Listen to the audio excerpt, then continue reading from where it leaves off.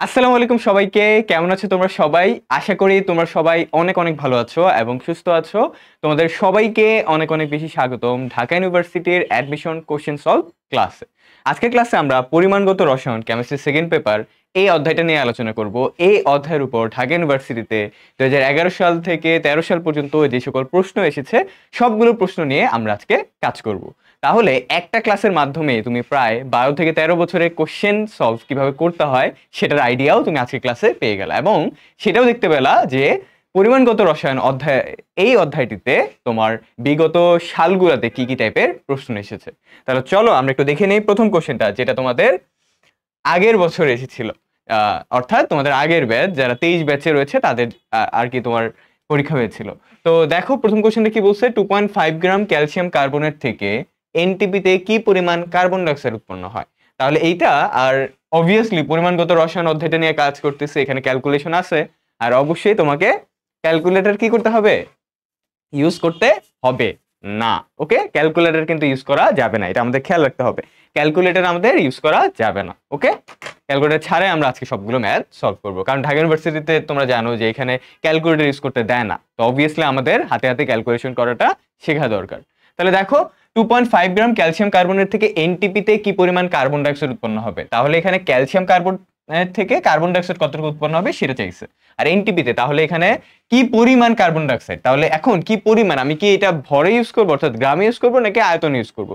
দেখো অপশনগুলোর দিকে তাকাও, এখানে আয়তনে হিসাব করতে হবে কারণ সবগুলো অপশনে লিটার দেয়া আছে, তাহলে তোমাকে লিটারে হিসাবটা করতে হবে। তাহলে এনটিপির জন্য আমরা চিন্তা করে নিব 22.4 লিটার, 22.4 লিটার দিয়ে আমরা এখানে হিসাব করব। ওকে, তাহলে তাহলে দেখো ভাইয়া প্রথমে আমাকে কি করতে হবে, বিক্রিয়াটা একটু জানা লাগবে। যেমন ক্যালসিয়াম কার্বনেটের বিক্রিয়া আমরা জানি, অনেকবার পড়ছি। ক্যালসিয়াম কার্বনেটকে আমি যদি তাপ দেই তাহলে এখানে ক্যালসিয়াম অক্সাইড আর কি উৎপন্ন হবে, কার্বন ডাইঅক্সাইড, রাইট।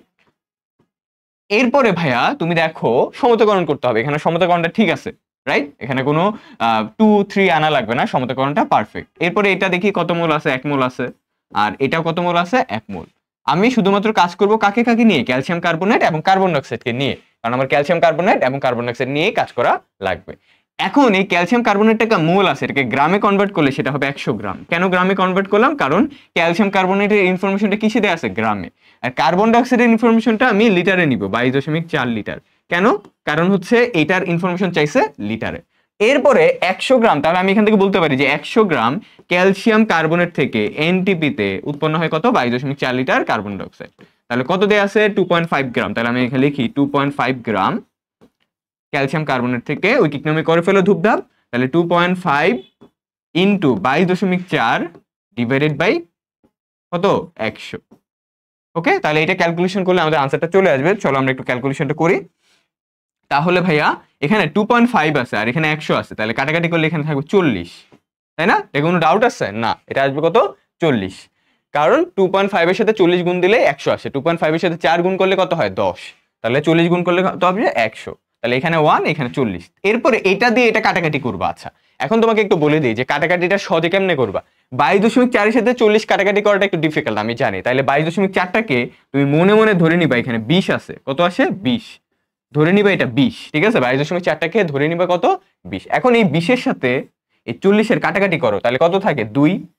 তাহলে উপরে থাকে 1, এই যে 20 দুগুণে 40, তাহলে উপরে থেকে 1 আর নিচে 2, তাহলে 1/2 আনসারটা। 1/2 মানে কত, 0.5। তাহলে আনসারটা 0.5 এর উপর হবে, তাই না? কারণ আমি 22.4 ছিল, এর থেকে একটু কম ধরছি, 20 ধরছি, তাহলে আমার রেজাল্টটা তো একটু বেশি আসবে। তাহলে 1/2 আসছে রেজাল্টটা, মানে 0.5, তার মানে এটা একটু বেশি আসবে, ঠিক আছে। বেশি ছিল, এটার কম ধরছে, তাই আনসারটা তো একটু বেশি আসবে। তাহলে 0.5 হচ্ছে আনসার, কিন্তু এটা হচ্ছে আমি 20 ধরে আনসারটা বের করছি। যদি 22.4 ধরে করতাম তাহলে একটু বেশি আসতো, কত আসতো, 0.55 বা 0.54 সামথিং। তাহলে আমি অপশন চেক করব 0.55 বা 5 রিলেটেড কিছু আছে কিনা। 0.5 রিলেটেড একটাই অপশন আছে, 0.56। তাহলে এটাই হবে আনসার। ভাইকে বুঝতে পারছো কিভাবে ক্যালকুলেশনটা করলাম? এইভাবে একটু সহজে ধরে ধরে ক্যালকুলেশনটা করা লাগবে। এই যে আমি এখানে 22.4 থেকে 20 মানে কম ধরছি, রেজাল্ট আসছে কম। তাহলে যদি 22.4 ধরতাম তাহলে একটু বেশি আসতো, একটু বেশিটাই 0.56। এই যে অপশনে দেওয়া আছে, এটা আনসার। ওকে, পরবর্তী কোশ্চেন। পরের কোশ্চেনটা কি বলছে দেখো, যে 100 ml সোডিয়াম হাইড্রোক্সাইড দ্রবণে যদি 0.5 গ্রাম সোডিয়াম হাইড্রোক্সাইড থাকে তাহলে এই দ্রবণের ঘনমাত্রা ppm এককে কত হবে সেটা বের করতে হবে। তাহলে ppm এককে আমরা একক দিয়েও হিসাব করতে পারি, অনেকে আমরা উইকিক নিয়মে করি, আমি দুইটা নিয়মে দেখাই দিচ্ছি। তো ppmটা হচ্ছে basically milligram per litre, right? Milligram per litre. তাহলে এই যে আমি এককে পরে দেখাচ্ছি, আগে উইকিক নিয়মটা দেখাই। উইকিক নিয়মটা এটা দিয়ে খুব সহজে করা যাবে। দেখো ppm মানে হচ্ছে পার্টস পার মিলিয়ন, মানে 10⁶ মিলিলিটার নিয়ে কাজ করব আমরা। তাহলে এখানে 100 ml সোডিয়াম হাইড্রোক্সাইডে আছে কতটুকু? 0.5 গ্রাম সোডিয়াম হাইড্রোক্সাইড। তাহলে 10⁶ কত হবে? যেটা আসবে ওইটা অ্যান্সার, শেষ। খুব দ্রুত এইভাবে আমি চাইলে করতে পারি। 10⁶ তোমার হচ্ছে ইন্টু 0.5 ডিভাইডেড বাই কত? 100। তাহলে এখানে বুঝাই যাচ্ছে কত আসবে। যে দেখো এখানে 100 আছে আর এখানে 10⁶। 100 মানে কি দাঁড়াও, এটাকে তোমাকে একটু সহজে দেখাই দিই। 100 মানে হচ্ছে এটা 10 স্কোয়ার, তাই না? তাহলে এই 10 স্কোয়ার আর 10⁶ কাটাকাটি করলে উপরে কি থাকে? 10⁴, মানে যে 2 আর 6 তোমার হচ্ছে কাটাকাটি করার পরে এখানে থাকে 4, তাহলে 10⁴। তাহলে 10⁴ মানে কি? মানে 10,000, তাই না? 10,000 এর সাথে 0.5 গুণ দিবা, তাহলে কত থাকবে? 5,000।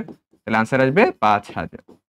এই যে আনসার আসবে কত? 5,000। এই যে এটা আনসার, বুঝতে পারছি? তাহলে এইটাতে উইকিক নিয়মে খুব সহজে করা যায় যে 100 ml এত 10⁶ ml কত হবে। তাহলে জাস্ট আমরা ক্যালকুলেশন করব, শেষে আমাদের আনসারটা চলে আসবে। কারণ অনেকে হয়তো বা একক দিয়ে করে অবস্থা, একক দিয়েও দেখাই দিচ্ছি। দেখো তোমার কাছে কি কি আছে? যে 0.5 গ্রাম আছে, তাই না? 0.5 গ্রাম লেখো, আর নিচে কত আছে? নিচে আছে 100 মিলিলিটার, লেখো 100 মিলিলিটার। আমি কি করব? এই গ্রাম পার মিলিলিটার আছে, এটারে কনভার্ট করব কিসে? মিলিগ্রাম পার লিটারে। তাহলে কি হবে? খুব সহজ, দেখো এই গ্রামটাকে মিলিগ্রামে নিলে কত দ্বারা গুণ দিতে হবে তুমিই বলো। গ্রাম থেকে মিলিগ্রামে গেলে 1000 দ্বারা গুণ দিব, তাহলে 0.5 এর সাথে গুণ হবে 1000। তাহলে এটা কত আসে? মিলিগ্রাম। আর মিলিলিটার থেকে যদি লিটারে যায় তাহলে কি করতে হবে? 1000 দ্বারা ভাগ করতে হবে। তার মানে 100 মিলিলিটারটাকে 1000 দ্বারা ভাগ করলে আসবে 0.1 লিটার। তাহলে এখানে আলটিমেটলি দেখো কি আসে, উপরে আসবে 500 মিলিগ্রাম আর নিচে থাকবে হচ্ছে 0.1 লিটার। এই 0.1টা উপরে গেলে তোমার 10 হয়ে যাবে, আর 10 এর সাথে 500 গুণ করলে কত হয়? 5000। তাহলে আলটিমেটলি 5000 মিলিগ্রাম পার লিটার। এই যে 5000, এটা হচ্ছে আনসার। বুঝতে পারছো? খুব সহজে করলাম। গ্রাম পার মিলিলিটার দেওয়া ছিল, এটাকে মিলিগ্রাম পার লিটারে কনভার্ট করতে হবে। তাহলে গ্রাম থেকে মিলিগ্রামে গেলে 1000 দ্বারা গুণ, মিলিলিটার থেকে লিটারে গেলে 1000 দ্বারা ভাগ। এই যে 1000 দ্বারা ভাগ করছি, 0.1 আসছে। এরপরে 500 সাথে 0.1 ভাগ করলে কত আসে? 5000। এটা আসলে দেখানোর কিছু না, এটা অনেকে জানো, তারপরে আমি বলে দিচ্ছি যে 500 আর 0.1টাকে লেখা যায় 1/10, তাই না? এই যে নিচে নিচে এটা নিচে লিখবো আমরা 500, তারপরে হচ্ছে এটা তোমার হচ্ছে নিচে 1/10। এই যে 1/10, 0.1 ছিল না এখানে, 0.1টাকে লিখছি 1/10, এটা উপরে উল্টাই যাবে। তাহলে উল্টায় যদি যায় তাহলে 500 ইন্টু 10/1 হবে। তাহলে আলটিমেটলি কত আসলো? 5000। এটা অনেকে জানো আর কি, তাও আমি একটু দেখাই দিলাম আর কি। ওকে, আশা করি সবাই বুঝতে পারছি। পরবর্তী কোশ্চেনটিতে যাই আমরা। 100 মিলিলিটার 0.2 মোলার সোডিয়াম কার্বনেট জলীয় দ্রবণকে যদি আমরা প্রশমিত করতে চাই তাহলে কত আয়তন, মানে আয়তন বের করতে হবে, আয়তনের 0.4 মোলার HCl প্রয়োজন। তাহলে চলো এটা আমরা বের করি। আমরা ইজিলি তুল্য সংখ্যা দিয়ে করতে পারি। N1 into E1 equal to N2 into E2। তাহলে এখানে N1টা কি? N1টা হচ্ছে S1 V1 E1, N2টা কি? S2 V2 E2। তাহলে এখানে S1 এর হিসাবটা করি, ধরো সোডিয়াম কার্বনেটটা, এটাকে 1 ধরলাম। আর মানে 1 বলতে এখানে S1 V1 আর কি, যে এটা হচ্ছে তোমার S1 আর এটা হচ্ছে V1। বের করতে হবে কত আয়তনের, এটাকে ধরে নিই V2 আর এটাকে ধরে নিই কি? S2। ওকে, তাহলে তোমার হচ্ছে 100 মিলিলিটার, তাহলে আমি মিলিলিটারে রাখি কারণ দুই পাশে যেহেতু মিলিলিটার রাখতে হবে। তাহলে S1টা কত? 0.2 লিখি 0.2। ভিটা কত? ভিটা হচ্ছে 100, লিখি 100। ই কত? ইটা হচ্ছে সোডিয়াম কার্বনেটের তুল্য সংখ্যা যেটা আমরা জানি 2 ইকুয়াল টু S2। S2 কত দেয়া আছে? HCl এর 0.4 আর V2টা বের করতে হবে। আর E2 HCl এর E2 কত? 1, তুল্য সংখ্যা 1 আমরা জানি। তাহলে এখানে ক্যালকুলেশন করতে হবে, V2টা বের করতে হবে। তাহলে আমি একটা কাজ করি, 0.2 into 100 into 2 divided by 0.4 equal to কি? V2। এই যে 0.4টাকে এসে আনছি। তাহলে এখন এটা ক্যালকুলেশন করলে V2টা পেয়ে যাবো। তাহলে ক্যালকুলেশন করাটা খুব কঠিন না। 0.2 এর সাথে 0.4 যদি কাটাকাটি করো তাহলে থাকবে উপরে এখানে 2।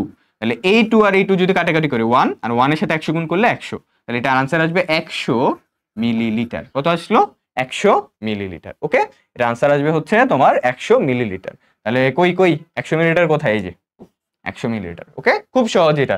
0.2 এর সাথে 0.4 কাটাকাটি করছে, কারণ 0.2 এর সাথে 2 গুণ করলেই তো 0.4 আসে, তাহলে এর জন্য নিচে থাকবে 2, এই 2 এর সাথে উপরে 2 কাটাকাটি, তাহলে উপরে থাকে শুধু 100, তাহলে 100 এটা হবে আমার আনসার। ওকে, তাহলে V2 টা হচ্ছে 100। পরের কোশ্চেনটাতে যাই। নিচের কোনটি অসামঞ্জস্যকর বিক্রিয়া? এখন জানতে হবে অসামঞ্জস্যকর বিক্রিয়া কি। অসামঞ্জস্যকর বিক্রিয়া হচ্ছে ওইটাই যেই তোমার হচ্ছে জারণ বিজারণ বিক্রিয়ায় একটা বিক্রিয়ক থেকেই জারণও হবে বিজারণও হবে, সেই বিক্রিয়াটাকে আমরা বলি অসামঞ্জস্যকরণ বিক্রিয়া। একটা মাত্র তোমার হচ্ছে বিক্রিয়ক থেকেই কি হবে, জারণ হবে বিজারণ হবে। যেমন তুমি যদি এটা আগে পড়ে থাকো তাহলে তুমি ইজিলি আইডিয়া পেয়ে যাবা। যেমন আমি দেখো এখানে অপশনে দেখতে পাচ্ছি এমন একটা বিক্রিয়ক আছে যেটা থেকে জারণ হচ্ছে বিজারণ হচ্ছে। যেমন এখানে এটা হবে না, এখানে সোডিয়াম 0, এখানে ক্লোরিন 0, এখানে সোডিয়াম প্লাস আর এখানে ক্লোরিন মাইনাস, এখানে একজনেরই জারণ বিজারণ হচ্ছে। এই যে একজনেরই জারণ হচ্ছে আরেকজনের বিজারণ হচ্ছে, মানে আলাদা আলাদা। আমি খুঁজবো কি, আমি খুঁজবো হচ্ছে একজনেরই জারণ বিজারণ দুইটাই হোক, রাইট? এটাই হচ্ছে অসামঞ্জস্যকর বিক্রিয়া। তাহলে অসামঞ্জস্যকরণ বিক্রিয়াতে আমি দেখবো একজনেরই জারণ হচ্ছে একজনেরই বিজারণ হচ্ছে, কিন্তু এখানে সোডিয়ামের জারণ হচ্ছে ক্লোরিনের বিজারণ হচ্ছে, আলাদা আলাদা, এটা হবে না, এটা আনসার হবে না। আর এটাতে তো জারণ বিজারণই হচ্ছে না। যেমন তুমি দেখবা সিলভারে এখানে +1, এখানেও +1, নাইট্রেট এখানে -1, এখানেও নাইট্রেট -1, সোডিয়াম এখানে +1, এখানেও সোডিয়াম +1, ক্লোরিন -1, এখানেও ক্লোরিন -1, এটা হবে না। 2 নম্বর অপশনটা একটু দেখি আমরা এখানে আলাদা করে। দেখো ক্লোরিন 2 প্লাস H2O, তারপরে এখানে হচ্ছে কি আছে HCl, আর কি আছে HOCl। তাহলে এইটা যখন তুমি করতে যাবা তখন দেখবা ক্লোরিনের জারণ মান তো এখানে 0, রাইট? ক্লোরিনের জারণ মান কত এখানে 0, মুক্ত অবস্থায় আছে, ক্লোরিন ছাড়া কেউ নাই। এখন এখানে দেখবা ক্লোরিনের জারণ মান -1, এই জায়গাটাতে দেখবা +1। তাহলে দেখো ক্লোরিনের এখান থেকে এখানে হইছে জারণ, কি হইছে জারণ, কারণ ক্লোরিন ছিল এখানে 0, হয়ে গেছে +1, তাহলে জারণ হইল। এখান থেকে এখানে হইছে কি বিজারণ, তার মানে ক্লোরিন থেকে জারণ বিজারণ দুইটা হইছে, তাই সেটাকে বলবো অসামঞ্জস্যকরণ বিক্রিয়া, অসামঞ্জস্যকরণ বিক্রিয়া। ওকে, এখন তুমি বলতে পারো ভাই এখানে ক্লোরিন প্লাস কেমনে হলো? এটা তো বুঝলাম যে এখানে ক্লোরিন মাইনাস, হাইড্রোজেন প্লাস, এখানে কেমনে হলো? ইজি, দেখো এখানে কি আছে, হাইড্রোক্সিল মূলকটা আছে না, OH, এর চার্জ কত -1, তাহলে এ তো অটোমেটিক্যালি +1ই হবে, রাইট? তো এর কারণে ক্লোরিনের জারণ মান হচ্ছে +1। ওকে, তাহলে এটার আনসার হবে হচ্ছে এই তো। অলরাইট, পরের এমসিকিউতে যাই।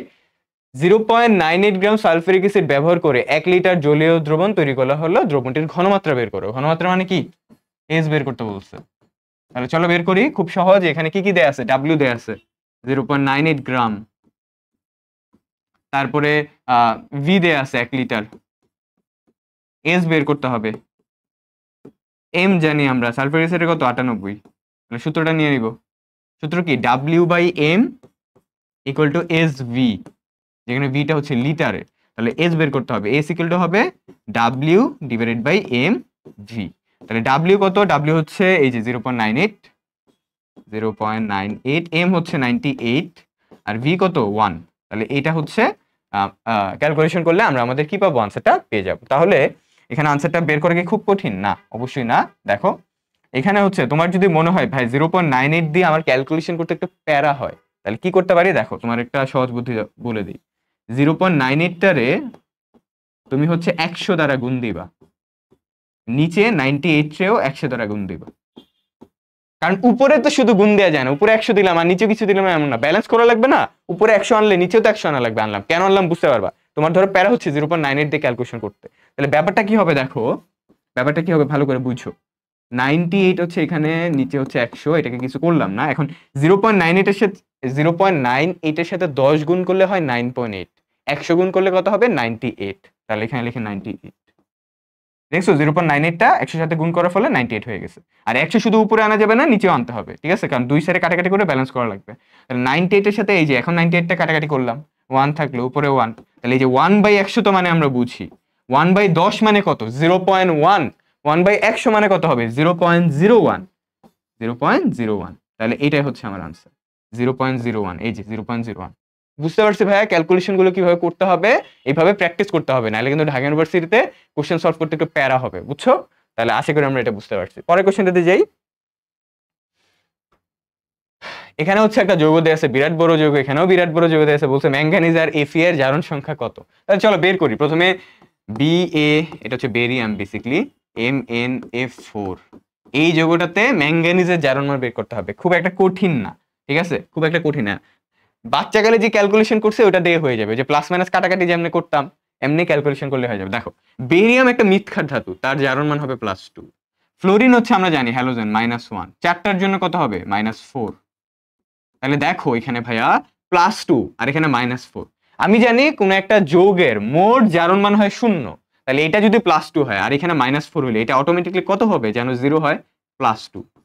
এই যে দেখো, কারণ 2 এর সাথে 2 যোগ করলে হয় 4, 4 থেকে 4 বাদ দিলে কত হয় 0, তাহলে ম্যাঙ্গানিজের জারণ মানটা কত হইলো +2। এখন আসো এখানে কাটটা বের করতে হবে আয়রনেরটা, চলো বের করি। লিথিয়াম 2 ম্যাঙ্গানিজ Fe(F6), তাহলে এটারটাও বের করে ফেলবো ঝটপট।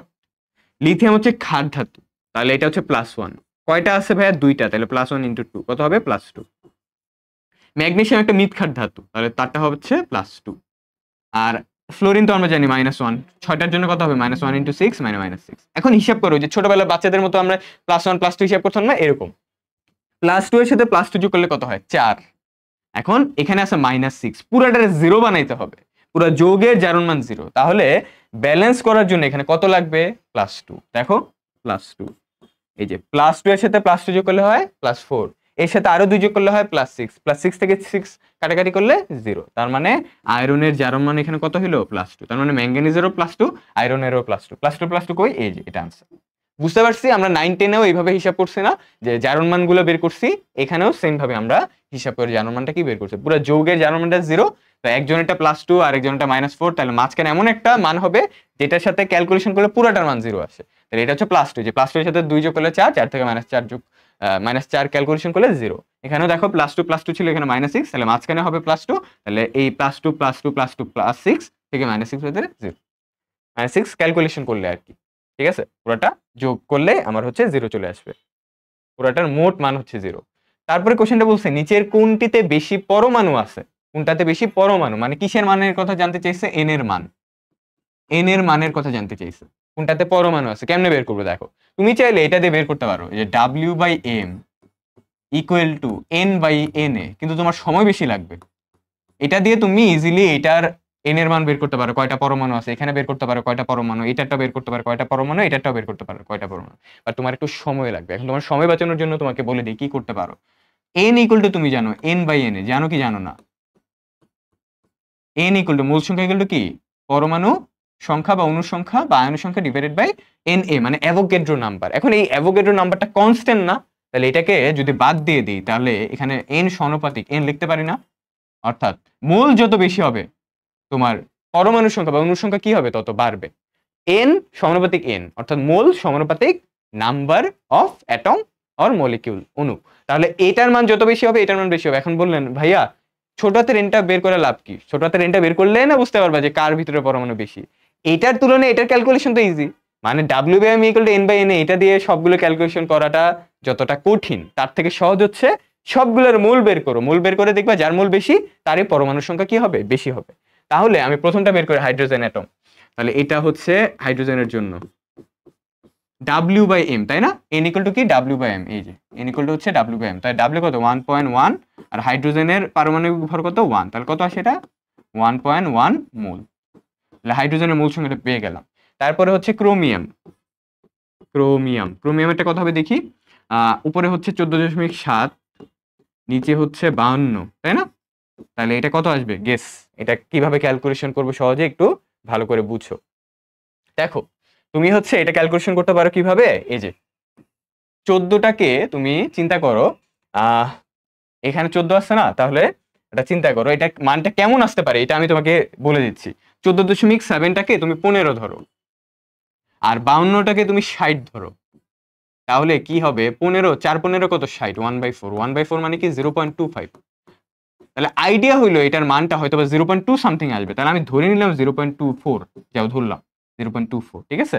কি করলাম ভাই আবারও বললি, মূল সংখ্যাটা বের করতেছি ক্রোমিয়ামের, তাহলে ক্রোমিয়ামের মূল সংখ্যা বের করতে হইলে ক্রোমিয়ামের মূল সংখ্যা বের করতে হইলে উপরে লাগবে গ্রাম, যেটা দেয়া আছে 14.7, আর নিচে লাগবে কি? তার পারমাণবিক ভর, যেটা কত? 52। তাহলে হিসাব করে দেখলাম আমরা, এটা হিসাব করাটা আমার কাছে একটু কমপ্লিকেটেড, ক্যালকুলেটর ছাড়া। 14.7টাকে 15 ধরলাম, আর এখানে 52টাকে ধরলাম 60, তাহলে 4 15 60 1/4, আর 1/4 মানে আমরা জানি 0.25, তাহলে ধরো 0.24 আছে, ঠিক আছে। এরপরে হিলিয়ামেরটা বের করি, এন অফ হিলিয়াম। তাহলে এখানে হিলিয়ামের জন্য কত দেওয়া আছে, ডাব্লিউটা 2, আর হিলিয়ামের পারমাণবিক ভর কত 4, তাহলে এটা কত আসে 0.5 আসে, 0.5 মোল। এরপরে নাইট্রোজেনেরটা, নাইট্রোজেন হচ্ছে এন অফ নাইট্রোজেন, ভর হচ্ছে 7, আর তার পারমাণবিক ভর কত 14, তাহলে এটাও কত আসে 0.5। তাহলে আলটিমেটলি কার মোল সংখ্যাটা বেশি পাইলাম এখানে বলো তো, কার মোল সংখ্যাটা বেশি পাইলাম, এই যে হাইড্রোজেনেরটা না, তাহলে হাইড্রোজেনের মোল সংখ্যা বেশি পাওয়া মানে পরমাণুর সংখ্যা হাইড্রোজেনের কি হবে, বেশি হবে, তাহলে এটাই হচ্ছে আমার আনসার। এই চারটার মধ্যে মোল বেশি হচ্ছে হাইড্রোজেনের, তাহলে হাইড্রোজেনেরই কি পরমাণুর সংখ্যা বেশি হবে, এটাই হচ্ছে আনসার। বুঝতে পারছো কিভাবে আমরা এটা বের করলাম? তাহলে ওইটার তুলনায় এটা তোমার কাছে একটু সহজ লাগবে। কথা বলেছে যে এখানে একটা বিক্রিয়া দেয়া আছে, এই বিক্রিয়াটিতে জারিত এবং বিজারিত মৌল যথাক্রমে কি কি, মানে কোনটার জারণ ঘটছে কোনটার বিজারণ ঘটছে সেটা ফাইন্ড আউট করতে হবে। তাহলে এটা বের করা তো খুব কঠিন জিনিস না, আমরা জাস্ট জারণ মানগুলো বসাবো, এরপর আইডেন্টিফাই করব কোথায় জারণ হয়েছে কোথায় বিজারণ হয়েছে। আর আমরা আগে থেকে এটাও জানি যে জারণ মানে হচ্ছে পজিটিভ আয়ন বৃদ্ধি এবং নেগেটিভ আয়ন হ্রাস, বিজারণ মানে কি নেগেটিভ আয়নটা তোমার হচ্ছে বেড়ে যাবে এবং পজিটিভ আয়নটা কি হবে, কমে যাবে। আমরা 9 10-এ পড়ছিলাম, এখন আমরা এখানে হিসাব করব। চলো আমি এখানে বিক্রিয়াটা একটু লিখি, 2KNO3, এখানে হচ্ছে KNO2, আর এখানে কি O2। তাহলে ভাইয়া দেখো এখানে অক্সিজেনের জারণ মান হচ্ছে -2, তাই না, তিনটা আছে, তাই -2 × 3 কত হবে -6, পটাশিয়াম হচ্ছে +1, তাহলে বলো তো নাইট্রোজেন অটোমেটিকলি কত হবে +5, নাইট্রোজেন অটোমেটিকলি কত হবে +5, কিভাবে, এই যে +1 এর সাথে +5 যোগ করলে 6, 6 এর সাথে -6 যদি যোগ করি তাহলে কত আসে 0 আসে, তাহলে এখানে নাইট্রোজেনের জারণ মানটা হচ্ছে +5। এরপরে এখানে দেখি অক্সিজেন হচ্ছে -2 × 2 কত হয় -4, আর পটাশিয়াম হচ্ছে +1, তাহলে নাইট্রোজেন অটোমেটিকলি কত হবে +3, কারণ +3 এর সাথে 1 যোগ করলে হয় +4, 4 এর সাথে -4 ক্যালকুলেশন করলে 0, তাহলে নাইট্রোজেনের এখানে +3 আর এখানে নাইট্রোজেনের কত +5, আর অক্সিজেন তো এখানে মুক্ত অবস্থায় আছে তাহলে 0। তাহলে এই যে নাইট্রোজেন +5 আর এখানে হচ্ছে নাইট্রোজেন -3 হইলো, তার মানে পজিটিভটা কি হইছে, কমে গেছে, আগে +5 ছিল এখন +3, মানে পজিটিভিটি কমা মানে বিজারণ, বিজারণ। আর অক্সিজেনের জারণ মানের কি হয়েছে দেখি, অক্সিজেন এখানে ছিল -2, এখানে -2 কিন্তু এখানে আবার 0, তার মানে এখানে অক্সিজেনের জারণ মান ছিল -2, এখানে হয়ে গেছে কি 0, তার মানে -2 থেকে 0 হওয়া মানে তার নেগেটিভ আয়নটা কি হয়েছে, কমে গেছে। এখন নেগেটিভ আয়ন কমে যাওয়া মানে কি, জারণ ঘটা, তাই না, নেগেটিভ আয়ন কমে যাওয়া মানে কি জারণ ঘটা। তাহলে এখান থেকে আমি বলতে পারি যে জারণ হয়েছে হচ্ছে নাইট্রোজেনের, সরি জারণ হয়েছে হচ্ছে অক্সিজেনের, তাই না, অক্সিজেন হচ্ছে জারণ, অক্সিজেন ছিল -2 আর হয়ে গেছে 0, তার মানে কি অক্সিজেনের নেগেটিভিটি কমছে, নেগেটিভিটি কমা মানে কি তার জারণ ঘটা। তাহলে -2 চার্জ থেকে 0 হয়েছে, তাহলে স্যার এখানে জারণ হয়েছে, তাহলে জারিত হয়েছে হচ্ছে অক্সিজেন, আর বিজারিত কে হয়েছে নাইট্রোজেন, কারণ নাইট্রোজেন +5 থেকে +3 হয়ে গেছে, তাহলে এখানে অক্সিজেন এবং নাইট্রোজেন আনসার হবে, এই যে এটা অক্সিজেন এবং নাইট্রোজেন। কেউ আবার নাইট্রোজেন আর অক্সিজেন দিতে যাও না, কারণ এখানে কিন্তু সিকুয়েন্টলি বলে দিছে যে জারিত কি হয়েছে আর বিজারিত কি হয়েছে, জারণ ঘটছে অক্সিজেনের তাই অক্সিজেন জারিত হয়েছে, বিজারণ ঘটছে হচ্ছে নাইট্রোজেনের তাই বিজারিত হয়েছে কে নাইট্রোজেন। ওকে, কেয়ারফুল কেয়ারফুল। পরবর্তী কোশ্চেনটাতে যাই, নিম্নলিখিত জারণ বিজারণ বিক্রিয়ার উৎপাদ সমূহ কি কি। আচ্ছা, এই যে এটা হচ্ছে পটাশিয়াম ডাইক্রোমেট, সালফিউরিক অ্যাসিড আর FeSO4 ফেরাস সালফেট, এইটার প্রোডাক্টগুলা মানে উৎপাদগুলা কি কি। তো এটা আসলে আমাদের সিকিউতে, মানে আমরা যখন বোর্ডে প্রিপারেশন নিচ্ছিলাম এইচএসসির জন্য, তখন আমরা সিকিউতে এই টাইপের জারণ বিজারণ বিক্রিয়া অনেক করছি। তো যাদের মোটামুটি মাথায় আছে তাদের ধারণা থাকার কথা যে এখানে আসলে কি কি প্রোডাক্ট পাওয়া যায়, কারণ এখন যদি তুমি পুরোটা জারণ বিজারণ বিক্রিয়া করতে যাও তোমার একটু টাইম লাগবে, এত টাইম তো থাকবে না। তাই এটা অবশ্যই তোমার হচ্ছে জারণ বিজারণ বিক্রিয়া যে 5টা বা 6টা বা 7টা পড়ছো তুমি, অবশ্যই মাথায় থাকা উচিত যে কি কি উৎপাদ ছিল, কি কি বিক্রিয়ক ছিল। ঠিক আছে, সাপোজ ধরে নিই যে তোমার মাথায় আছে potassium dichromate, sulphuric acid, ferrous sulphate, এগুলোতে কি কি উৎপন্ন হওয়ার কথা, গেস, K2SO4, পটাশিয়াম সালফেট এটা থাকবে, তাই না, পটাশিয়াম সালফেট। তারপর ক্রোমিয়াম সালফেট দেখা, যেহেতু ক্রোমিয়াম আছে Cr2SO4 3, ক্রোমিয়াম সালফেটটা থাকবে। পানি থাকবে ডেফিনেটলি H2O। আর ফেরাস সালফেটটা পরবর্তীতে কিসে রূপান্তর হবে, ফেরিক সালফেটে, অর্থাৎ Fe2SO4 3। এইগুলা হচ্ছে বেসিক্যালি উৎপাদ। এগুলো দেখো কোথায় আছে, যেমন দেখি K2SO4 এখানে আছে, ক্রোমিয়াম সালফেট এখানে আছে, ফেরিক সালফেট এখানে আছে, পানি আছে, পানিও আছে এখানে, তাহলে এটাই হবে আমার আনসার। তাহলে কি বললাম যে এটা যদি তুমি পুরোটা জারণ বিজারণ বিক্রিয়া করতে যাও, পরীক্ষা হলে হয়তো তোমার সময়ে থাকবে না, মানে এনাফ টাইম থাকবে না এটা করার জন্য। তোমাকে আগে থেকে জারণ বিজারণ বিক্রিয়া কি কি উৎপাদ হয়, মানে তুমি তো অনেক প্র্যাকটিস করছো সিকিউ টাইমে, তো অবশ্যই মাথায় থাকা উচিত যে বেসিক্যালি এই বিক্রিয়াগুলোতে কি কি উৎপাদ ছিল। তাহলে এটা হচ্ছে আমার আনসার। পরবর্তী কোশ্চেন, প্রমাণ অবস্থায় 10 লিটার মিথেন গ্যাসের অণুর সংখ্যা কত? তাহলে প্রমাণ অবস্থায় অণুর সংখ্যা মানে এন এর মান চাইছে, তাই না, এন। তাহলে আমি কোন সূত্রটা ইউজ করতে পারি? দেখো, প্রমাণ অবস্থা মানে এসটিপি, অর্থাৎ N by N A equal to V by 22.4। STP আসলে আমরা ভি বাই 22.4 এই সূত্রটা ইউজ করবো। তাহলে এন কত এখানে বের করতে হবে কিসে? এন এর মান না, তাহলে এনটাকে এক সাইডে রাখো আর এন এটাকে ওই সাইডে পাঠাও। তাহলে V into N A divided by 22.4। তাহলে চলো এটা হিসাব করি। এটা হচ্ছে ভি কত? ভি হচ্ছে 10 লিটার লেখো, আর এটা হচ্ছে 6 পয়েন্ট অ্যাভোগাড্রো নাম্বার 02 ইন্টু 10⁻23। আর নিচেটা হচ্ছে 22.4। এটাকে আর 22.4 লিখবো না, কেন বলো তো? ক্যালকুলেশন সহজ করার জন্য। এটাকে লিখবো আমরা 20। কত লিখবো? 20। তাহলে 10 এর সাথে 20 কাটাকাটি করলে হয় 2, 2 এর সাথে 6 কাটাকাটি করলে হয় 3। তার মানে আমার আনসারটা এরকম আসবে 3 ইন্টু 10⁻23, রাইট? তাহলে এই যে দেখো, 10 এর সাথে 20 কাটাকাটি করলে 2, 2 এর সাথে 6 কাটাকাটি করলে 3। তাহলে যে 2 এর সাথে ধরো 6 কাটাকাটি করলো, তাহলে এখানে 3 বা 3.01ও বলতে পারি। তাহলে 3.01 ইন্টু 10⁻23, যে 3 ইন্টু 10⁻23 অথবা 3.01 ইন্টু 10⁻23। এটা কোথায় আছে? এটা তো থাকবে না জানোই, কারণ তুমি এখানে কম নিছো, রাইট? এই যে 22.4 ছিল, এখানে কম নিছো, তার মানে ধরো 3 থেকে একটু এই নিচে যেহেতু কম নিছো, তাহলে 3 থেকে একটু কম হবে, রাইট? আচ্ছা, তাইলে তুমি এখানে দেখো তোমার আনসারের সাথে কোনটা মিলে। দেখো 3 ইন্টু 10⁻23, তাহলে এখানে 2.689, 26.89, এই যে এটা হবে আনসার। কেমনে বুঝলাম? দেখো 3 থেকে যদি তুমি কমও ধরো, ধরো কম কত হইতে পারে? 2.78 বা 2.89, ধরো 2.80 ধরলাম, 8 ইন্টু 10⁻23। এখন এইটার কাছাকাছি বা 3 এর কাছাকাছি মান তো এটাই আছে, তাহলে এটাই আনসার হবে। 3 ইন্টু 10⁻23, যে 23টা 10⁻23 এটা তো মিলছে, 10⁻23 এটা মিলছে না? এই যে 10⁻23, এখানেও 10⁻23। এটার আগে শুধুমাত্র ডিজিট যেটা ছিল ওইটা কি এক ঘরের ডিজিট ছিল না? এক ঘর বলতে বুঝাচ্ছি ধরো তোমার হচ্ছে 1 2 3 4 5 এরকম সংখ্যা ছিল না? এই যে 3 ছিল অথবা 2.8, এই টাইপের ডিজিট গুলা। তাহলে এই টাইপের ডিজিট গুলা তো এখানে আছে 2.68, তাহলে এটাই আনসার হবে। মানে দুইটা ডিজিট তো ছিল না, দুইটা ডিজিট বলতে বুঝাচ্ছে যে 26 ছিল না অথবা 0.2 ছিল না, এরকম টাইপের কিছু ছিল না। এখানে দেখো 10⁻25, আবার এটার সাথে যদি এটা ক্যালকুলেশন করো তাহলে আবার এখানে একটা পাওয়ার কমে যাবে, 10⁻22 হবে, কিন্তু এরকম তো কিছু ছিল না। তাহলে এটা হচ্ছে আমার আনসার। সহজ কথা হচ্ছে তুমি এখানে ক্যালকুলেশন করে দেখতে পাচ্ছ তোমার 3 ইন্টু 10⁻23 আসছে। এখন 3 এর কাছাকাছি কি আছে? 2.689 ইন্টু 10⁻23, তাহলে এটাই হবে আনসার। যদি এখানে 2.689 10⁻23 যেহেতু আছে, এটা আমাদের কোনোটাই আনসার হবে না, এটাই হবে আনসার। সহজ কথা, শেষ। ওকে, কারণ তুমি ক্যালকুলেশন সুবিধার্থে কিভাবে কিভাবে আমি মানগুলো ধরতেছি এগুলো একটু ভাইয়ের প্রসেসটা ফলো করো, এটা তোমাকে অনেক কাজে দিবে, ঠিক আছে? এটা পরবর্তীতে তোমার অনেকগুলা অ্যাডমিশন টেস্টে কাজে দিবে যেখানে ক্যালকুলেটর ইউজ করা যাবে না। এই যে এইভাবে 3 আসছে, 3 এর কাছাকাছি 2.689, শেষ, এটাই আনসার। তারপরে কোশ্চেন বলছে যে ম্যাঙ্গানেট আয়ন MnO4 মাইনাস আয়নকে ইথেন ডাইওয়েট আয়ন দিয়ে বিজারিত করলে Mn এর জারণ মান হলো কত হবে? আচ্ছা, জারণ মান হবে এটা। আচ্ছা, তাহলে ম্যাঙ্গানেট MnO4টা যখন বিজারিত হবে, কি বলছে? বিজারিত, তাহলে Mn এর মান কত? এটা তো আমরা জানি যে পটাশিয়াম পার ম্যাঙ্গানেটে বা শুধু ম্যাঙ্গানেট আয়নটাতে ম্যাঙ্গানিজের জারণ মান কত? +7 না? পরবর্তীতে বিজারিত হয়ে তার জারণ মান কত হয়েছিল? ম্যাঙ্গানিজ 2+, মনে পড়ে?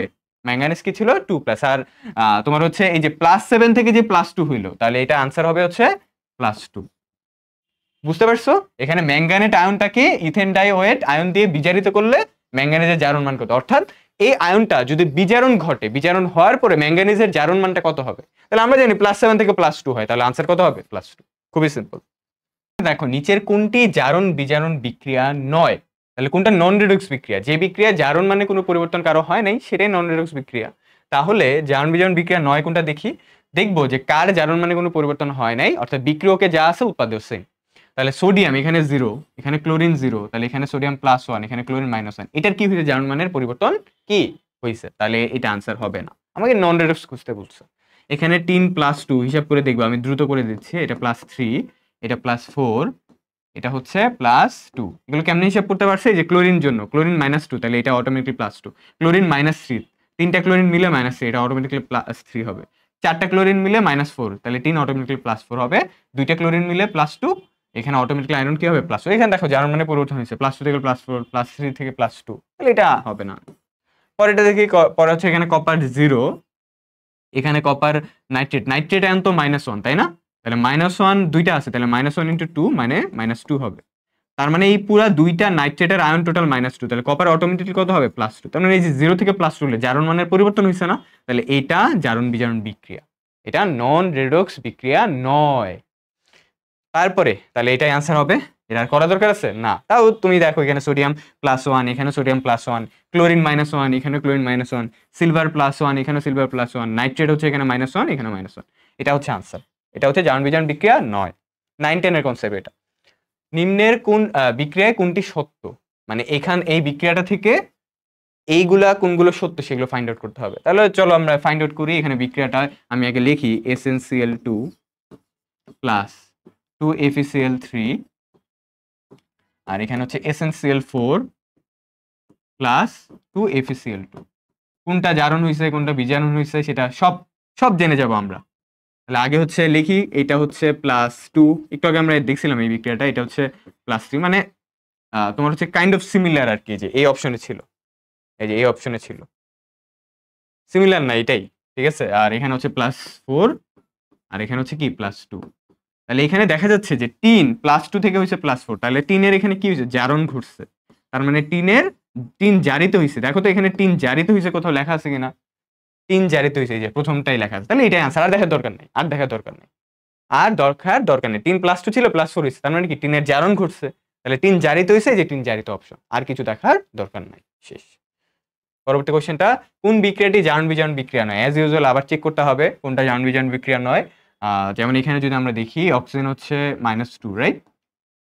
অক্সিজেন হচ্ছে কি -2, না এখানে -2 হবে না, কেন বলতো, এটা হচ্ছে হাইড্রোজেন পারঅক্সাইড।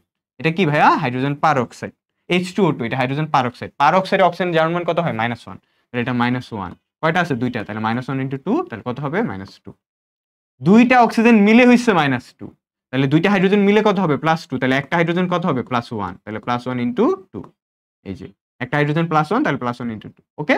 আচ্ছা, তাহলে হাইড্রোজেন ছিল এখানে +1, তাহলে দেখো অক্সিজেন এখানে ছিল -1, হয়ে গেছে কি 0, তাহলে এটা আর দেখার দরকার নেই, কারণ অক্সিজেনের জারণ মানের পরিবর্তন হয়েছে, এখানে জারণ বিজারণ বিক্রিয়া নয় বলছে, তাহলে এটা তো জারণ বিজারণ বিক্রিয়া। কেমনে বুঝলাম? অক্সিজেনের ছিল -1, হাইড্রোজেন পারঅক্সাইড, অক্সিজেনের জারণ মান -1 হয়, এই যে -1 হয়ে গেছে 0, তার মানে কি জারণ মানের চেঞ্জ হয়েছে, এটা বাদ। তারপরে কার্বন ডাইঅক্সাইড, কার্বন মনোক্সাইড। আচ্ছা, এখানে দেখো অক্সিজেনের জারণ মান -2, একটা অক্সিজেন, দুইটার জন্য হবে -2 × 2, তাহলে -4, কার্বন অটোমেটিক্যালি কত হবে? +4। আর এখানে হচ্ছে কার্বন 0, আর এখানে অক্সিজেন -2, কিন্তু কার্বন হচ্ছে +2। তাহলে একটু দেখো তো ভাইয়া, এখানে কার্বনের +4 ছিল, হয়ে গেছে +2, কার্বনের +4 ছিল, হয়ে গেছে +2, তার মানে কি তার জারণ মানে চেঞ্জ আসছে, তাহলে এটাও জারণ বিজারণ বিক্রিয়া হবে না।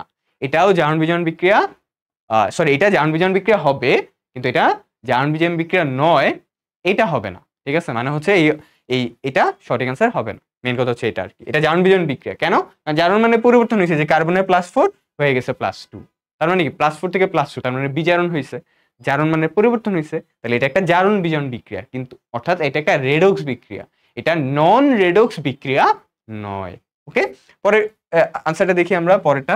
এখানে হচ্ছে অক্সিজেন -2, তিনটা আছে তাই না, এই যে ক্যালসিয়াম কার্বনেট, কিন্তু তিনটার জন্য -1 × 3, -2 × 3 কত হবে? -6, আর ক্যালসিয়াম তো +2, কার্বন অটোমেটিক্যালি কত হবে? +4। বুঝতে পারতেছো? এটা একটু এখানে দেখাই, ক্যালসিয়াম কার্বনেট, এই যে অক্সিজেন হচ্ছে -2, -2 × 3 কত হয়? -6, ক্যালসিয়াম হচ্ছে +2, তাহলে কার্বন অটোমেটিক্যালি কত হবে? +4, কারণ এই যে দেখো 2 এর সাথে 4 যোগ করলে হয় 6, 6 থেকে 6 বাদ দিলে 0। এখন এখানে দেখি, এখানে অক্সিজেন -2, ক্যালসিয়াম অক্সাইড, ক্যালসিয়াম কত? +2, এখানে অক্সিজেন -2 × 2, তাহলে -4, কার্বন কত হবে? +4। এখন আমরা হিসাব করবো যে জারণ মানে কারো পরিবর্তন হয়েছে কিনা ভালো করে। ক্যালসিয়ামের ছিল +2, হয়েছে, ক্যালসিয়ামের ছিল +2, হয়ে গেছে কি +2, তার মানে তার জারণ মানে কোনো পরিবর্তন হয় নাই। কার্বনের ছিল +4, এই যে কার্বনের ছিল +4, উৎপাদে কত? উৎপাদে হচ্ছে এই যে +4, তার মানে কার্বনের জারণ মানে কোনো পরিবর্তন হয় নাই। অক্সিজেন হচ্ছে -2, একটা হিসাব করবো, একটা অক্সিজেন হচ্ছে -2, এখানেও কত -2, এখানেও -2, তার মানে অক্সিজেনের কোনো জারণ মানের পরিবর্তন হয় না। তাহলে এটাই হচ্ছে নন রেডক্স বিক্রিয়া, এটাই হচ্ছে জারণ বিজারণ বিক্রিয়া নয়, এটাই হচ্ছে আমার আনসার। শেষ। বুঝতে পারছি? এইভাবে আমরা হিসাব করব। আর অনেকে যারা জারণ বিজারণ বিক্রিয়া অনেক দেখছো, তাদের চোখে দেখলেই বুঝতে পারবা যে এটা আসলে জারণ বিজারণ বিক্রিয়া নয়। ওকে, এমনি হিসাবও করা লাগবে না, চোখ দিয়ে দেখলে বোঝা যায় যে এটা জারণ বিজারণ বিক্রিয়া নয়, মাথায় করা যায় এটা। পরবর্তী কোশ্চেনটা, নিম্নের সমতাকৃত বিক্রিয়ার সহগগুলোর মান নির্ণয় করো। মানে এই রাসায়নিক বিক্রিয়াটার সমতাকরণ করতে হবে, করার পরে তোমাকে দেখতে হবে এ এর মান কত, বি এর মান কত, সি এর মান কত, ডি এর মান কত। তাহলে চলো বের করি।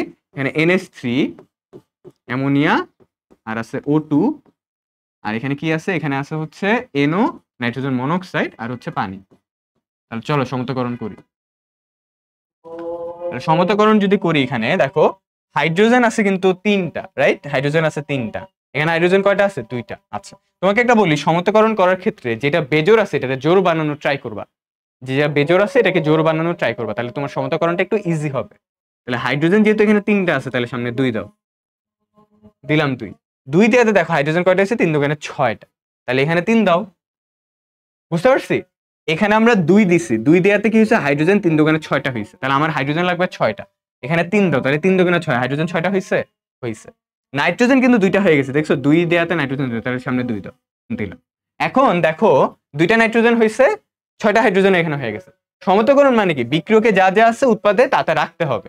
তাহলে এখানে হচ্ছে 2টা নাইট্রোজেন, এখানেও 2টা নাইট্রোজেন, এখানে 3 দোকানে 6টা হাইড্রোজেন, এখানে 3 দোকানে 6টা হাইড্রোজেন। ওকে, এরপরে দেখতে হবে অক্সিজেনের খেলা। নাইট্রোজেনের হিসাব করা শেষ, হাইড্রোজেন হিসাব করা শেষ, এখন অক্সিজেন। অক্সিজেন এখানে আছে কয়টা, 2টা, আর এখানে 3টা, 5টা, কিন্তু এখানে কয়টা আছে, 2টা, তাহলে 5/2 দাও, এই যে 5/2।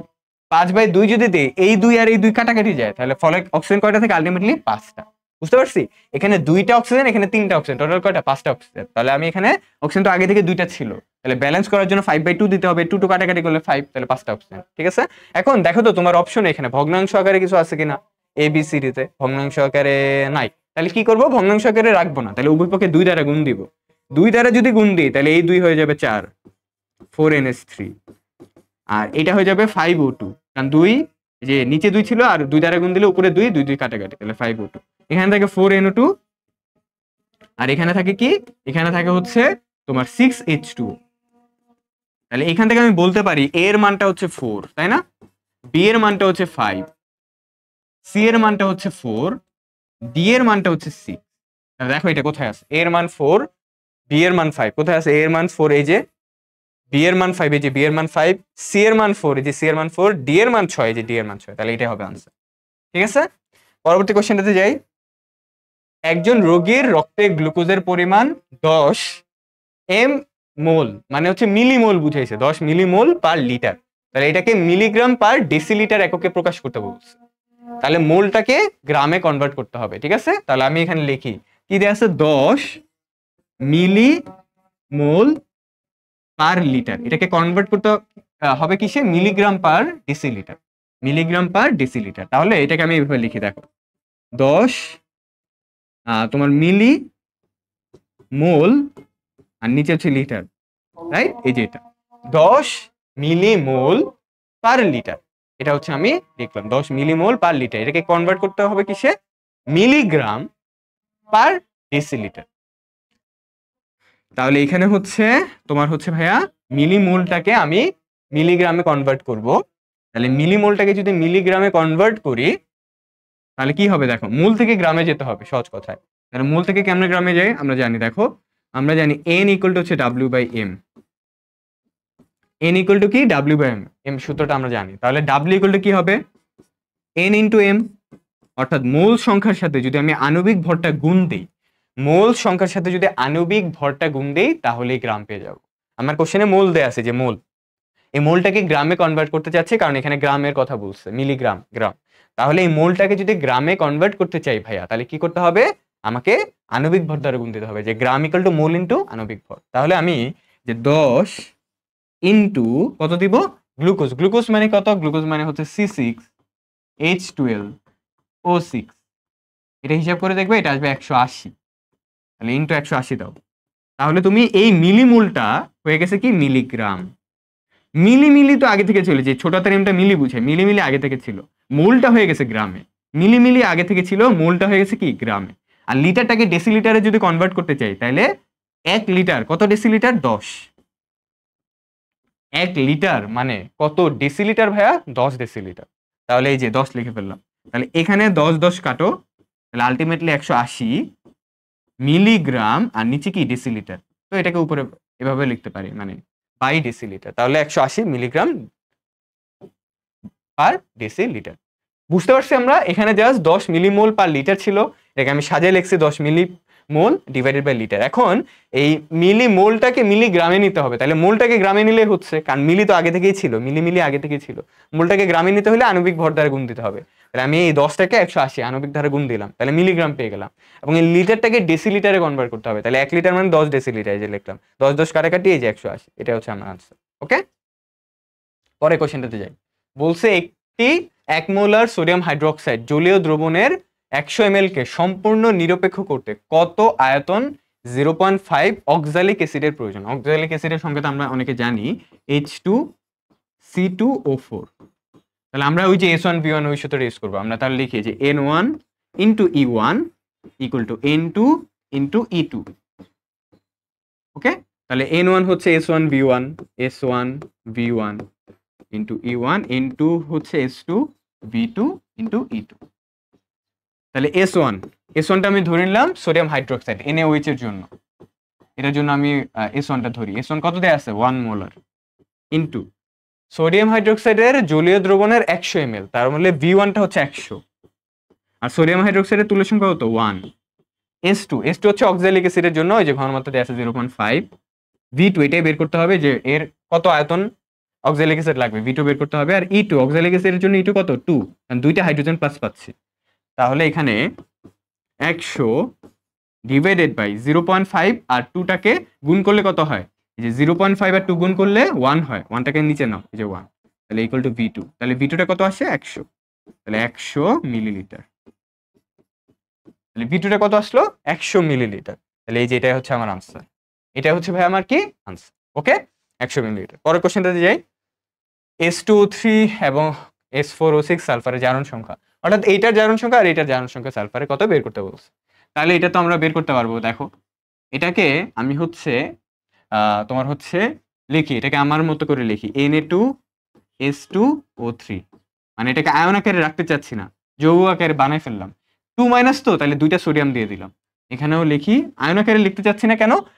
কারণ যদি যৌগ আকারে লিখি তাহলে আমি বুঝতে পারবো পুরাটার জারণ মান মোট কত? 0। তাহলে এটাতে ক্যালকুলেশন করাটা আমার জন্য একটু সহজ হবে। তাহলে এটাকেও বানাই Na2S4O6। তাহলে এখন বের করতে হবে সালফারের জারণ সংখ্যা, তাই না? আচ্ছা, তাহলে বের করি। দেখো সালফারের একটা সালফারের জারণ সংখ্যা কিন্তু। আচ্ছা, তাহলে অক্সিজেন তো -2 ইন্টু 3 কত হবে? -6। সোডিয়াম +1 ইন্টু 2 কত হবে? +2। একটার জন্য +1, দুইটার জন্য +2। তাহলে এখানে সালফারের অটোমেটিক্যালি কত হবে? +4। কেন? পুরা যোগের জারণ মান 0, সোডিয়াম 2টার +2 আর 3টা অক্সিজেনের -6, তাহলে 2টা সালফারে কত হবে? টোটাল +4। তাহলে একটা সালফার কত হলো এখানে? +2। 2 এর সাথে 4 যোগ করলে 6, 6 আর -6 ক্যালকুলেশন করলে 0 আসে। তাহলে 2টা সালফারে যদি +4 হয়, একটা সালফার কত হবে? +2। তার মানে এখানে সালফারের জারণ মান +2। এটাটা দেখি, -2 ইন্টু 6 কত হবে? -12। +1 ইন্টু 2 কত হবে? +2। তাহলে ব্যালেন্স করতে হবে, মানে পুরোটারে 0 বানাইতে হলে এখানে কত লাগবে? +10, কারণ 2 এর সাথে 10 যোগ করলে হয় 12, 12 থেকে 12 বাদ দিলে 0। তাহলে এই যে S4, 4টা সালফারের জারণ মান যদি 10 হয়, তাহলে একটা সালফার কত হবে? +2.5। 4টা সালফারের জারণ মান 10, তাহলে একটার কত হবে? 2.5, রাইট? তাহলে সালফারের +2 আর 2.5, +2 আর 2.5, এই যে +2 আর হচ্ছে 2.5, শেষ। এটা হচ্ছে আমার আনসার। ওকে, এভাবে আমি বের করতে পারি। 10 গ্রাম অক্সিজেন অণুর সংখ্যা কত? তাহলে অণুর সংখ্যা মানে কি? n এর মান বের করতে বলছে, n। তাহলে আমরা জানি W/m ইকুয়াল টু তোমার হচ্ছে n/na। তাহলে সুতরাং n এর মান যদি বের করতে বলে, n ইকুয়াল টু হবে W into na divided by কি? m। ঠিক আছে, n এটা ওইসাইডে যাবে আর m টা তো নিচে ছিল। তাহলে এখানে আমার হচ্ছে দেখতে হবে যে কোনটা আনসার হয়। তাই এখানে আমরা W টা হচ্ছে কত দেয়া আছে? 10 ইন্টু na কত? 6.02 ইন্টু 10⁻23। আর এখানে m এর মানটা কি বসাবে? যেহেতু অণুর সংখ্যা বলছে, তাহলে নিশ্চয়ই এখানে অক্সিজেন অণুর কথা বলছে, O2। তাহলে অক্সিজেন অণু কত 16 দোকানে 32। এই যে তাহলে একটা কাজ করি 32টারে না ধইরা, এই যে এই 32টারে না ধইরা, এটারে না ধরে আমি ধরবো কত 30 ধরি, ঠিক আছে 30 ধরি, ক্যালকুলেশন সুবিধা হবে। 10-এর সাথে 30 কাটাকাটি করো, তাহলে কত থাকবে 3। 3-এর সাথে 6 কাটাকাটি করলে 3 দোকানে 6, মানে ধরো এখানে 2। সাপোজ এটাকে কাটলে মানে এই 3-এর সাথে যদি কাটি এটা, তাহলে 2 থাকবে। তাহলে 2 × 10⁻23, 2 × 10⁻23, এটার কাছাকাছি যেটা হবে ওইটা আনসার। 2 × 10⁻23, 3.76 না, এটা একটু বেশি। 6.0 এটা তো হবে না, অনেক বেশি। 10⁻23 কোথায় কোথায় আছে, যে এখানে আছে, এখানে আছে, এখানে আছে, এটা তো হবে না। 3.76 একটু বেশি, 2 এর থেকে অনেক বেশি, এটাও হবে না। 9.6 এটা আরো বেশি, এটা হবে না। এইটা आंसर হবে যে 2 এর কাছাকাছি, 2 এর কাছাকাছি 1.88, তাহলে এটা आंसर হবে 2 × 10⁻23, 1.88 × 10⁻23, এটা কাছাকাছি, এটা হচ্ছে আমার आंसर। ওকে, পরবর্তী কোশ্চেনটা 10 মিলিলিটার সোডিয়াম হাইড্রোক্সাইড দ্রবণকে 0.12 মোলার ঘনমাত্রার 15 মিলিলিটার অক্সালিক অ্যাসিড, ওই যে অক্সালিক অ্যাসিড H2C2O4 দ্বারা যদি টাইট্রেশন করি, তাহলে সোডিয়াম হাইড্রোক্সাইডের করলে প্রশমন বিন্দু পাওয়া যায় এবং সোডিয়াম হাইড্রোক্সাইডের ঘনমাত্রা কত। আচ্ছা, তাহলে চলো ধীরে ধীরে বের করি। তাহলে আবার ওই যে ওই সূত্রটা S1V1E1 = S2V2E2। তাহলে এখানে S1V1টা ধরলাম সোডিয়াম হাইড্রোক্সাইডের জন্য, দেয়া আছে কত 10 মিলিলিটার।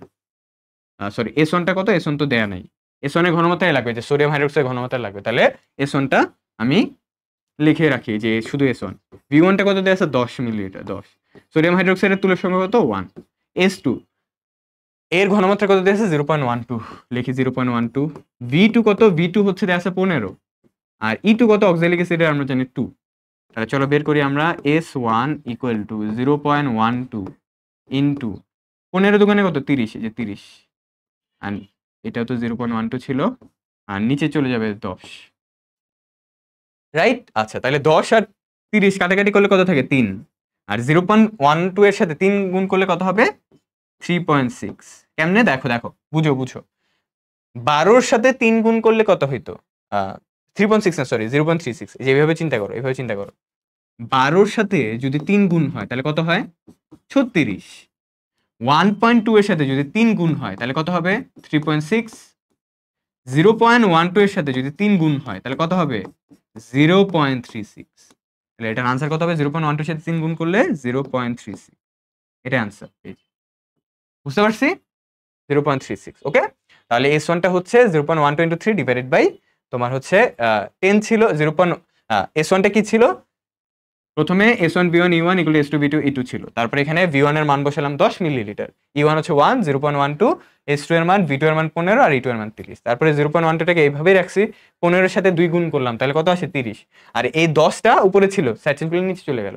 10 এর সাথে 30 কাটাকাটি করলে 3 × 10 = 30, 3 থাকে, 3 এর সাথে 0.12 গুণ করলে 0.36, তাহলে आंसरটা হচ্ছে 0.36 মোলার। এই যে দাগাইছি, শেষ। পরবর্তী কোশ্চেন, পটাশিয়াম ডাইক্রোমেটের অম্লীয় দ্রবণে, পটাশিয়াম ডাইক্রোমেটের অম্লীয় দ্রবণে যদি সালফার ডাইঅক্সাইড চালনা করি তাহলে ক্রোমিয়াম সালফেট উৎপন্ন হয়।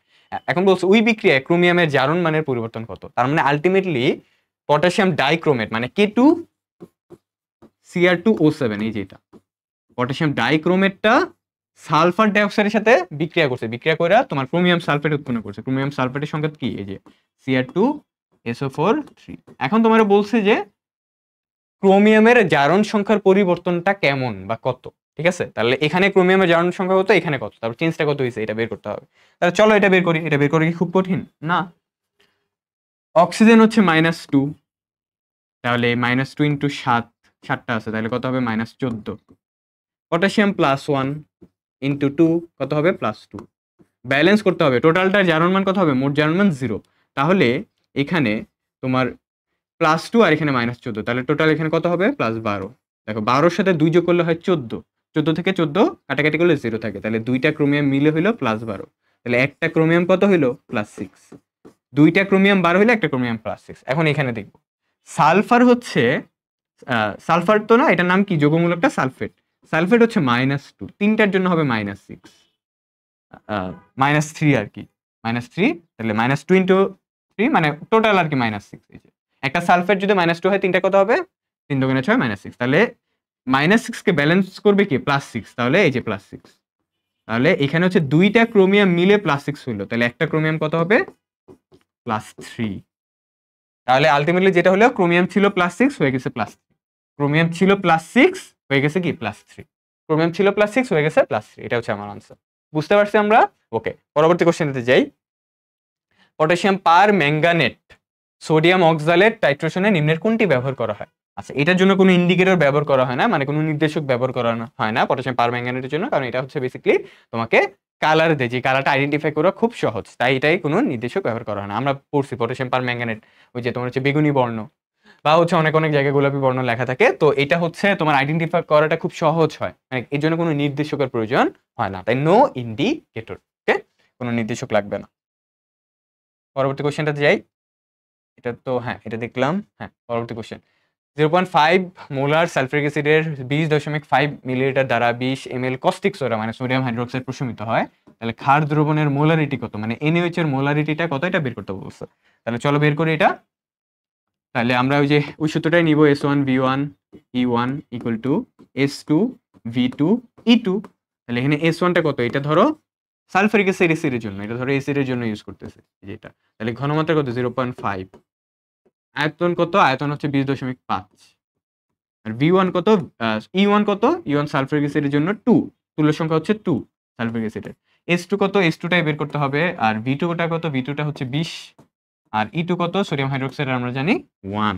তাহলে এখানে ক্যালকুলেশন করব আমরা, 0.5 এর সাথে যদি 2 গুণ করো তাহলে কত হবে 1, 0.5 এর সাথে যদি 2টা গুণ করে দেই আগেই তাহলে 1 আসে, তাহলে 1, তাহলে 1 ইন্টু 20.5, আর এই 20টা সাইড চেঞ্জ করবে, আর এখানে তো 1 এর কোনো ভ্যালু এখানে নাই, ইকুয়াল টু S2, তাহলে 20/20.5, তার মানে 20/20.5 মানে এটা 1 পয়েন্ট সামথিং আসবে, তাই না? এটাকে যদি 20 ধরতাম তাহলে 20 কাটাকাটি করলে কত হতো, 1 হইতো, আর উপরে তো 20 নাই, 20 থেকে একটু বেশি 20.5, তাহলে নাম্বারটা একটু বাড়বে, 1 পয়েন্ট সামথিং আসবে, তাহলে 1 পয়েন্ট সামথিং মোলার। দেখো 1 পয়েন্ট সামথিং মোলার আনসারটা কোথায় আছে, 1 পয়েন্ট, এই যে 1.025 মোল পার লিটার, এটা হচ্ছে আমার আনসার। ওকে, আশা করি বুঝতে পারছি। পরবর্তী কোশ্চেনটাতে যাই। 18 গ্রাম গ্লুকোজ অণুতে কতটি কার্বন পরমাণু আছে? 18 গ্রাম গ্লুকোজ অণুতে কতটা কার্বন পরমাণু আছে সেটা আমাকে বের করতে হবে।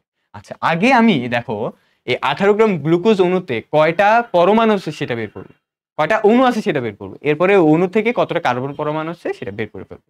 আবার বলি, এখানে বলছে 18 গ্রাম গ্লুকোজ মানে কি, যেটা C6H12O6, এটা তো একটা অণু, তাই না? তো অণু থেকে যদি পরমাণু বের করতে চাই আগে অণুর সংখ্যা লাগবে, তাহলে আমি আগে বের করবো 18 গ্রাম গ্লুকোজে কতগুলো অণু আছে, এরপরে অণু থেকে কতটা কার্বন পরমাণু আছে সেটা বের করবো। তাহলে চলো আমরা বের করি আগে অণুটা, তাহলে আমরা ওই সূত্রটা ইউজ করবো, W/M equal to N/Na, N/Na। তাহলে এখান থেকে আমি হচ্ছে অণু সংখ্যাটা যদি বের করি, মানে N এর মান লাগবে, N ইকুয়াল টু হচ্ছে W into Na divided by কি M। এই যে Nটাকে এক সাইডে রাখো, N এটাকে ওই সাইডে পাঠিয়ে দাও, এমনি নিচে। তাহলে W কত দেয়া আছে 18, আর গ্লুকোজের আণবিক ভর কত 180, আর Na অ্যাভোগাড্রো নাম্বার কত 6.02 ইন্টু 10 টু দি পাওয়ার 23। তাহলে হচ্ছে এখানে কাটাকাটি করো, 18 সাথে 180 কাটাকাটি করলে 10 থাকে, 10 এর সাথে এটা কাটাকাটি করলে 10 টু দি পাওয়ার 22 থাকে, তাই না? মানে একটা পাওয়ার কমে যাবে। তাহলে এখানে অণু কত থাকে 6.02 into 10 to the power 22t, কিসের অণু? গ্লুকোজ অণু, C6H12O6 অণু, যে এতগুলো অণু থাকে। এখন অণু সংখ্যা পাইলাম, মানে 18 গ্রামে, যে 18 গ্রামে কতগুলো অণু আছে, 18 গ্রামে কতগুলো গ্লুকোজ অণু আছে এটা বের করলাম। এখন আমি ইজিলি পরমাণু বের করতে পারবো, কার্বন পরমাণু। তাহলে আমি লিখি যে একটা গ্লুকোজ অণুতে কয়টা কার্বন পরমাণু, দেখো 6টা না, তাহলে লেখো একটা গ্লুকোজ অণুতে 6টি কার্বন পরমাণু, 6টি কার্বন পরমাণু। তাহলে এতগুলা, অর্থাৎ 6.02 into 10 to the power 22 T glucose অণুতে আছে, যে 6 গুণ হবে এটা, তাহলে 6 ইন্টু 6.02 ইন্টু 10 টু দি পাওয়ার 22, তাহলে এটা কত হবে, এটা 636, আমি 36 লিখলাম, 36 ইন্টু 10 টু দি পাওয়ার 22। দেখি 36 ইন্টু 10 টু দি পাওয়ার 22 কোথাও আছে, নাই, তাহলে 3.6 আকারে আছে। তাহলে 36 ইন্টু 10 টু দি পাওয়ার 22 কে আমি লিখতে পারি না যে 3.6, অবশ্যই লিখতে পারি 3.6 ইন্টু 10 টু দি পাওয়ার 23। কিভাবে হলে দেখো, 36 কে লিখতে পারি 3.6 ইন্টু 10, 36টাকে লিখতে পারি 3.6 ইন্টু 10, এই 10টা পরবর্তীতে গুণ হচ্ছে 10⁻22 এর সাথে, আর 10 এর সাথে যদি 10⁻22 গুণ হয় তাহলে কত আসে 10⁻23, আর এখানে 3.6, তাহলে 3.6 × 10⁻23 কোথায় আছে এটা, এই যে 3.6 × 10⁻23, এটা হচ্ছে আমার আনসার। বুঝতে পারছি? আমার আনসার আসছে 6 6 36, আমি 0.2টাকে ধরি নাই, বাদ, ক্যালকুলেশন সুবিধার্থে আমি 6 6 ধরছি, 6 6 36 ইন্টু, আর এখানে ছিল 10⁻22, এই যে আমি লিখছি 10⁻22, তাহলে 36 × 10⁻22 ছিল।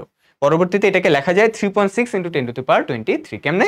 36কে ভাঙাইলে আমরা জানি 3.6 × 10 লেখা যায়। এই 10টা পরবর্তীতে 10⁻22 এর সাথে গুণ হলে 10⁻23 হয়ে যায়। এই 10⁻23 এর সাথে 3.6 গুণ করলে 3.6 × 10⁻23, শেষ। এইগুলা বেসিক জিনিসগুলো কিন্তু আমাদেরকে অবশ্যই কি করতে হবে, বোঝা লাগবে ক্যালকুলেশনের জন্য। এরপর আমরা আমাদের লাস্ট এমসিকিউটা দেখি। তাহলে বুঝতে পারতেছো 2010 থেকে 11 অর্থাৎ 2023 সাল থেকে 2010-11 পর্যন্ত সকল কোশ্চেনগুলা আমাদের মোটামুটি সলভ হয়ে গেল আজকের ক্লাসের মাধ্যমে। লাস্ট এমসিকিউটাতে বলছে যে 2 গ্রাম সোডিয়াম হাইড্রোক্সাইড 50 ml দ্রবণে দ্রবীভূত থাকলে ওই সোডিয়াম হাইড্রোক্সাইডের মোলারিটি কত। তাহলে মোলারিটি কত এটা দেয়া আছে হচ্ছে তোমার ডাব্লিউর মান যেটা হচ্ছে 2 গ্রাম, আর ভি দেয়া আছে কত, ভি দেয়া আছে 50 মিলিলিটার। তাহলে এটাকে যদি লিটারে নিই, লিটারে কিনে নেবো কারণ এক পক্ষ নিয়ে কাজ করতেছে, তাহলে এটা আসবে 0.05 লিটার। তাহলে এখন এক পক্ষ বলতে শুধু সোডিয়াম হাইড্রোক্সাইড, আর এস বের করতে হবে। তাহলে আমরা কোন সূত্র ইউজ করবো, আমরা W/M ইকুয়াল টু হচ্ছে SV, যেখানে ভিটা হচ্ছে লিটারে। সুতরাং এস ইকুয়াল টু হবে কি বলতো, ভিটাকে সাইড চেঞ্জ করো, তাহলে W/MV হবে। তাহলে W ছিল 2, M ছিল হচ্ছে, M আমরা জানি সোডিয়াম হাইড্রোক্সাইডের 40, আর এটা হচ্ছে 0.05 আয়তনটা আর কি। তাহলে এখানে কাটাকাটি করি আমরা, একটু কাটাকাটি করার আগে একটু দেখি ক্যালকুলেশনটা। 40 এর সাথে যদি দেখো 40 এর সাথে 0.05 গুণ করলে কত হবে, আমি তোমাকে এইভাবে শিখাই দিই। 40 এর সাথে 50 গুণ করলে কত হইতো বলো তো, এটা গুণ করলে হইতো 40 এর সাথে 5 গুণ করলে কত হইতো, 200 হইতো, রাইট। আর 40 এর সাথে যদি 0.5 গুণ হয় তাহলে কত হইতো, 20। 40 এর সাথে যদি 0.05 গুণ হইতো তাহলে কত হইতো, 2। তাহলে নিচে আলটিমেটলি এটা গুণ করলে 2 হবে, আর 2 আর 2 কাটাকাটি করলে 1 হয়, তাহলে 1 মোলার। তাহলে आंसर হবে কত, 1 মোলার। বুঝতে পারছো এটা আমরা কিভাবে হিসাব করলাম? 40 এর সাথে এটা দশমিক দিয়ে অনেকে হিসাব করে, আমি তোমাকে আরেকটু সহজ করে করলাম। 40 আর 5 গুণ করো তাহলে কত আসবে, 200 আমরা জানি। তাহলে 40 এর সাথে 0.5 গুণ করো তাহলে কত হবে, 20। 40 এর সাথে 0.05 গুণ করো তাহলে কত হবে, আরো কমে যাবে 0, তাহলে কত হয় 2। এই যে 2 2 দিয়ে কাটাকাটি 1, তাহলে 1 মোলার आंसर, শেষ। তাহলে ভাইয়া এই ছিল হচ্ছে আমাদের আজকে ক্লাস, যেখানে আমরা ঢাকা ইউনিভার্সিটির অ্যাডমিশন কোশ্চেন সলভ নিয়ে আলোচনা করছি। প্রায় 2011 থেকে বা 2010-11 থেকে তোমার হচ্ছে একদম 23 সাল পর্যন্ত যে সকল প্রশ্ন এসেছে সবগুলো কোশ্চেন আমরা সলভ করে ফেলছি। তো আজকের ক্লাসটা যদি তোমার ভালো লাগে অবশ্যই ফ্রেন্ডদের সাথে শেয়ার করে দিও, যাতে তারাও এই ক্লাসটি দ্বারা উপকৃত হতে পারে, এবং পরবর্তীতে আরেকটা অধ্যায় নিয়ে আলোচনা করবো ইনশাআল্লাহ। ততক্ষণ পর্যন্ত সবাই ভালো থেকো, সুস্থ থেকো। আল্লাহ হাফেজ সবাইকে, আসসালামু আলাইকুম।